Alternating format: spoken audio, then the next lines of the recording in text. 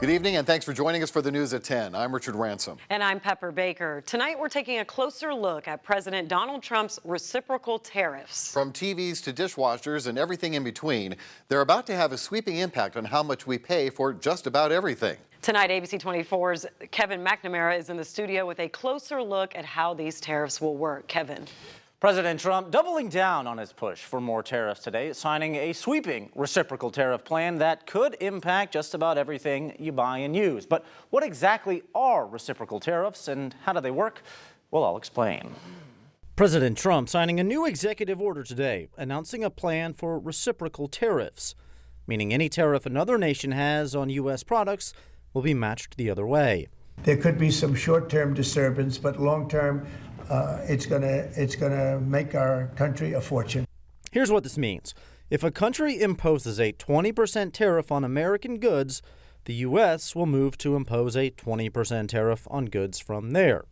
This is on top of a 25% tariff imposed on all U.S. imports of aluminum and steel, and a 10% tariff on all Chinese goods. The president hoping the move reduces the country's trade deficit and boosts job growth in the U.S. If you build here, you have no tariffs whatsoever. And I think that's what's going to happen. I think our country is going to be flooded with jobs. Under current law, these new tariffs are essentially a tax that would likely be paid by American consumers and businesses. They'll either be paid directly or in the form of higher prices.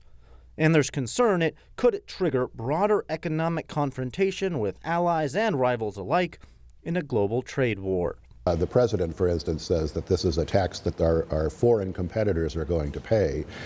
His critics say no, U.S. consumers are going to pay it. And the fact of the matter is everyone's going to pay it. In fact, you only have to go back to 2018 when Trump put a 20% tariff on washing machines from China. It took only a few months for the price of washing machines in the U.S. to go up 18%.